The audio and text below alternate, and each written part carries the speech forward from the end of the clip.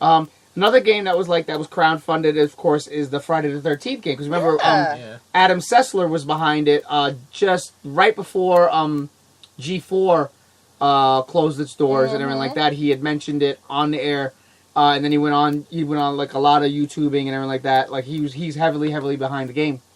I mean, and that's the only other one I've actually seen somewhat succeed. Yeah. And everything like that. But even that still, it's not on the scale of what they've done with Battle Chasers. Like, I can't believe, I literally thought Battle Chasers was just going to be a marketplace game.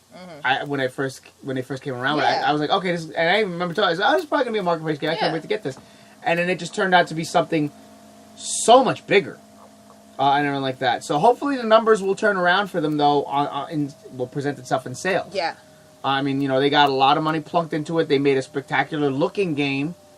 Let's see what happens. I mean, it's on my Amazon wish list, so dear Santa, it's on there. So we'll see.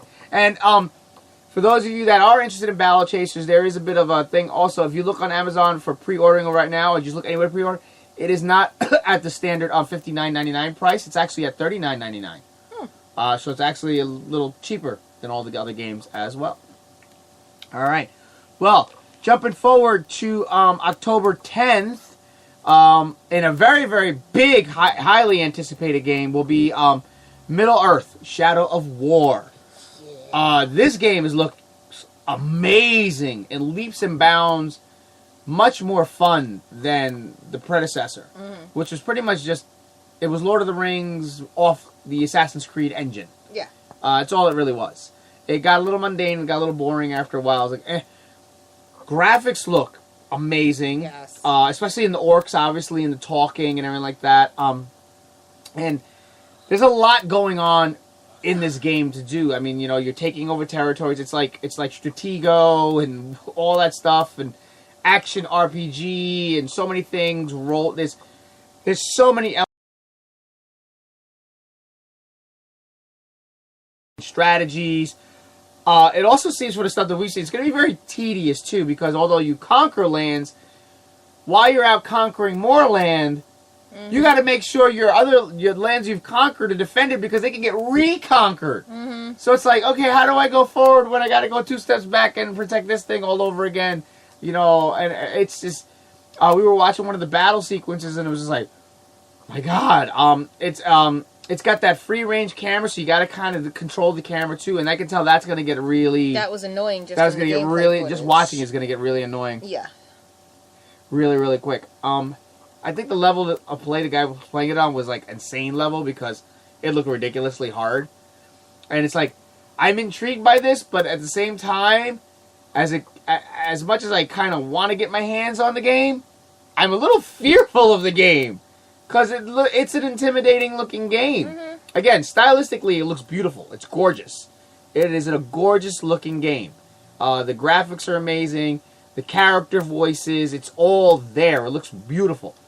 But it just looks like it's going to be one of those games you are going to be screaming at your TV quite a bit. So those are always fun. Yeah, exactly. All right, so look forward to that on all major consoles and PC on October 10th. Lenny, I need Shadow of War in my life. All right, just in time for Friday the 13th in October. Might I just say it's actually really cool. We get a Friday the 13th in October. And during a show, no less. Yes, that's going to be fucking awesome. I think if I'm correct, if we keep going weekly, that might be our 100th episode. Oh my God, if that's our 100th episode, that's Let me check. Because we're on 96 today. Yeah, you'll be doing the math on that. So, oh my God, that'd be so awesome. 97, No. October the 13th is our 99th episode. Oh, one short. If we didn't skip last week, that would have been our 100th episode. Damn. Oh, that sucks. That's unfortunate. Boo, that would have been awesome if our 100th episode was October 13th. Oh, man. We should just call it the 100th episode just because we want to. I know, right? All right. Well, on Friday the 13th in October, I definitely want to get this gentleman's insight on this one. We have The Evil Within 2 coming. Yes. This is more of your genre thing and genre piece, so obviously you've probably been looking into this game and everything like that. So, thoughts? Very little. I'm trying to keep this one a secret until I actually play the game. Okay. Because the first one, like, the story was a little bit confusing to understand he's in this other world that's like all full of monsters and shit. But then like in this one, it's like he loses like his daughter or something. He's like a really broken man that makes him want to go to back into this other world to save his daughter. And whew, man, I think it's gonna be a lot more. It looks up. intense. It looks a lot more intense. I mean, the horror genre in video gaming has really like stepped it up, especially since the Resident Evil VR one. Yeah. Like but just in general, like it's like really, really, really fucking stepped up. Like the horror genre has gotten really brutal in gaming lately. Like even more so than movies, I would say. Yeah. I would say so. Evil Within always just has me so intrigued. Like, I want to just sit here and watch people play the game, but I don't want to play the game. Yeah, well, remember we watched we watched people playing the game and them just freaking out. And no, but I actually want to see the game. Yeah.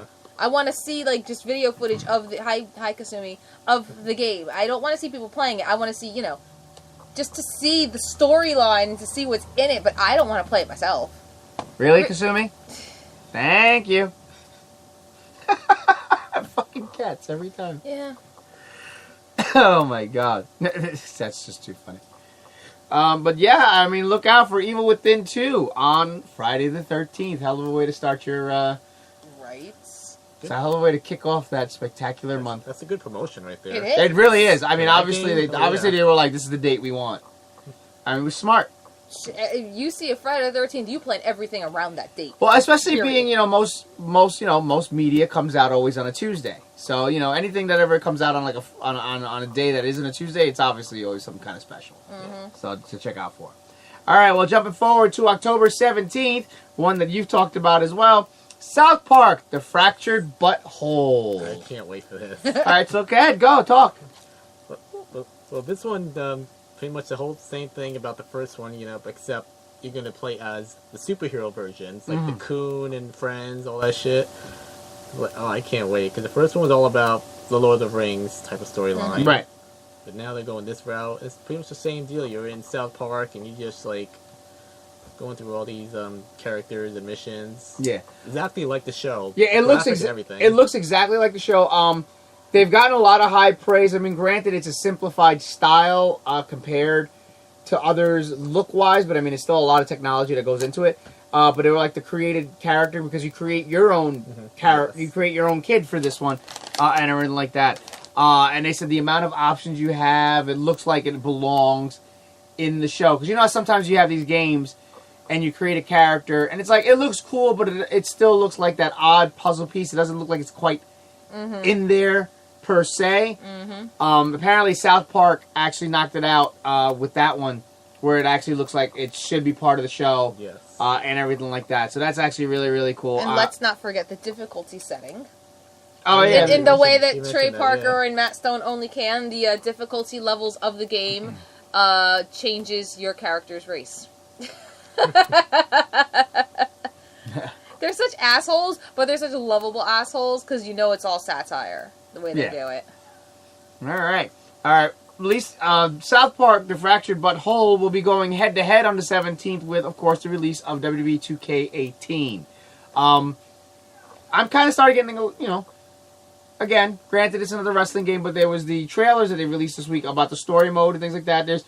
They've actually, for the story mode, for the first time ever, they've kind of added some RPG elements and brought back other things, and as well as new things. As you have your character in the story mode walking in the back, there's a new seamstress table where you can tell her the look that you kind of want, or whatever like that. I guess that'll be kind of your creation suite a little bit in terms of the story or whatever. Like, because remember, last year's story, the way it started, you got very basic, and then as you developed on, you got more.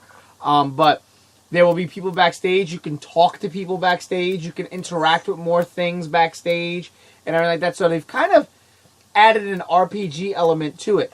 Now, 2K developers have also said, like, they're not patting themselves. They're not Barry Horowitzing themselves. I had to add that in there. They're not Barry Horowitzing themselves on that. They're saying, look, this is the first time we're trying this. So they're expecting a lot of trial and error with it. They're expecting a lot of hit and miss. But 2K has always been had very open ears to people's thoughts and critiques on the new stuff that they do, or even the old stuff that they do. So they said, they're welcoming the constructive criticism on what people like and don't like about it, which should be a rather interesting thing. Also, with the story mode now, there's going to be 2 different paths. You could choose following via the GMs, which kind of makes you the heel. And like that, you do all the dirty little underhanded things, the betrayals, and the butt kissing, and all that. And you get perks. You get certain perks for doing those things. Again, like an RPG, for doing certain things. Or if you go the other route, you decide to be the babyface and all that, you get assistance from Legends, you get guidance from Legends, you get certain items and perks that you can only get from the Legends. So it's actually kind of cool. The rest of the locker room hates you and they want to kick you out and shit like that. Yeah, so it makes it real. Yeah, so they're giving you're you playing as Enzo? Ooh. Give a toasty on that one. Thank you. Toasty! So that's looking interesting. I only saw 1 minute via Twitter. I got to see the whole video. Apparently, there's been a slight overhaul. There's been a major overhaul, rather, on the creation suite. The one thing they did do is they added more, racially defined character faces that you could pick from, and everything like that. They've given you a lot more options. They've also changed. They've added to. I'm not gonna say they really changed. They've added to the way you can build your body now. They actually, you pick the body frame, and then there's a slider that you can kind of really get that perfect size you want, as well as pick definition size, like the parts the way you want them still. But there's now this additional slider to really get the creation exactly the way you want it. I have to further see the rest of the video. I didn't see all of it. It's looking interesting, for sure. This is boasting the largest available characters to play at over 200, I believe. Yeah. I mean, a lot of the characters, though, which Fox and I have spoken of, it's like the same character, different gimmick, which is like, meh, I really wouldn't count. They added more legends in it. Like new legends. Yeah, the only new legend that I saw that I'm actually really, really excited about was Rick the Model Martel. Yeah. Mm-hmm. That was like, yes! Yeah. That's awesome. I've been waiting. That's like a character, that's like one of the classic personas that I've been waiting for. I mean, like, again, where's Demolition? Exactly. Like, come on, man. People wanted Demolition for how long? I think they only one year. They did 1 year. They only weren't there. Like, people wanted Demolition for so long, and everything like that. But hey, I believe Tito Santana is in this one too. No, he's not. I thought he was, because that'd be cool if you put Strike Force back. That's exactly where I was going with that. Because then you could remodel and you make Strike Force, man. It would be great. Anyway, but yes, look forward for WWE 2K18 on the 17th. It looks. I mean, hey, they've gotten ambitious with this one. Let's see if they do anything new for it. All right, now moving forward. Jumping forward, we got one from Miss Foxy. Jumping forward to October 27th, we have Assassin's Creed Origins. Yeah. All right, this one I'm going to toss to you and let you speak at length on this one, because we've been watching all the videos and everything together, but you are the Assassin's Creed maestra. I really am. In this one, so go. All right, well, Assassin's Creed Origins, it's not a reboot, like many people were saying. This actually takes place prior to Assassin's Creed 1, which featured Altair, and in this one, you see the Brotherhood of Assassins form to start taking down a very, very early incarnation of the Templars. I believe they were called the Order? Yes.